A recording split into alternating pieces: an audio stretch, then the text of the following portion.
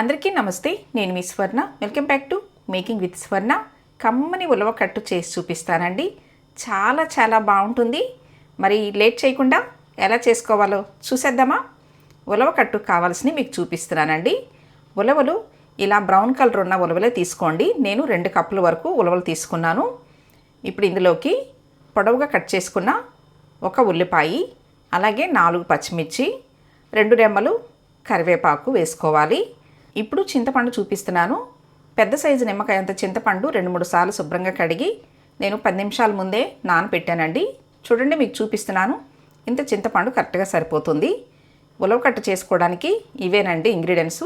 ఇప్పుడు స్టవ్ మీద ప్యాన్ పెట్టి ప్యాన్లో ఉలవలు వేసి స్టవ్ మీడియంలో పెట్టుకుని వేయించుకోవాలండి. హై ఫ్లేమ్లో అసలు పెట్టొద్దు, పై వరకే వేగుతాయి. అందుకని స్టవ్ మీడియంలో పెట్టుకుని వేయించుకోవాలి.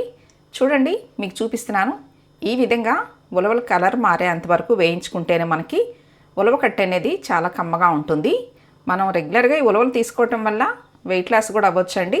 ఇప్పుడు ఉలవలు చల్లారిన తర్వాత మాత్రమే మిక్సీ జార్లో వేసుకుని చూడండి ఈ విధంగా మిక్సీ పట్టుకోవాలి. ఇప్పుడు మిక్సీ పట్టుకున్న పిండిని కంపల్సరీ జల్లించుకోవాలండి. మన ఛానల్లో ఉలవచారు రెసిపీ కూడా ఉందండి. కింద కామెంట్ సెక్షన్లో వీడియో లింక్ ఇస్తాను, చూడండి. అది కూడా చాలా బాగుంటుంది. చూడండి, ఈ విధంగా జల్లించుకున్న తర్వాత ఈ బరక కూడా మళ్ళీ మిక్సీ వేసుకుని సేమ్ ఇలానే జల్లించుకోవాలి. ఇలా జల్లించుకున్న పిండిని ఎయిర్ టైట్గా ఉండే బాక్స్లో పెట్టుకుని చక్కగా స్టోర్ చేసుకోవచ్చండి.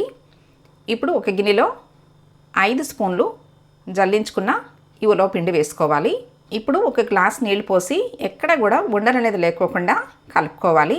ఇలా పిండి రెడీ చేసి పెట్టుకున్నాం అనుకోండి, మనకి ఎప్పుడు కావాలంటే అప్పుడు ఉలవ కట్టు సింపుల్గా చేసేసుకోవచ్చు.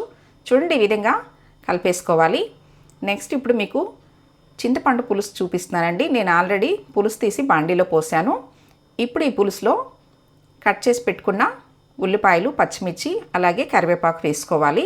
నేను 2 గ్లాసులు చింతపండు పులుసు పోసానండి. 2 గ్లాసులకి మీకు 5 స్పూన్లు ఉలవ పిండి కరెక్ట్గా సరిపోతుంది. అంటే కొలతగా వేసుకుంటే రుచి కూడా చాలా బాగుంటుంది.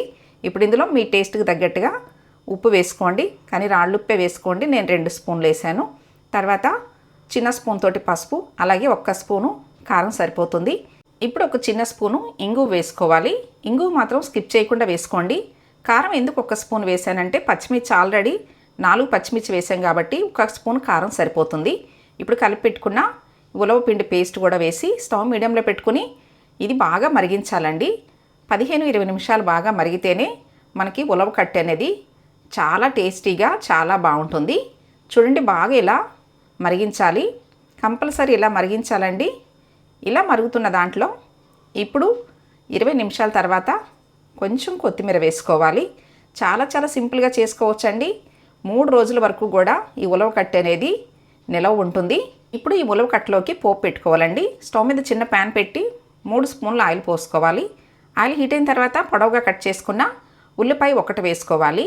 ఉల్లిపాయ కాస్త కలర్ మారిన తర్వాత ఇప్పుడు ఇందులో మినప్పప్పు వేసుకోవాలి. నా దగ్గర మినప్పప్పు లేదండి, అందుకని నేను కొంచెం మినపగుళ్ళు వేస్తున్నాను. ఇబ్బంది ఏం లేదు. తర్వాత 1 స్పూను ఆవాలు వేసుకోవాలి. ఇప్పుడు 5-6 వెల్లుల్లి రెమ్మలు ఇలా కచ్చాపచ్చిగా దంచుకుని వేసుకోండి.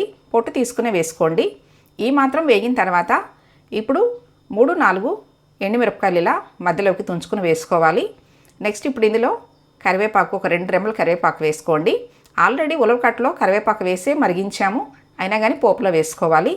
చూడండి, ఈ విధంగా పోపు వేగిన తర్వాత ఇప్పుడు ఉలవకట్టులో వేసేసుకోవడమే.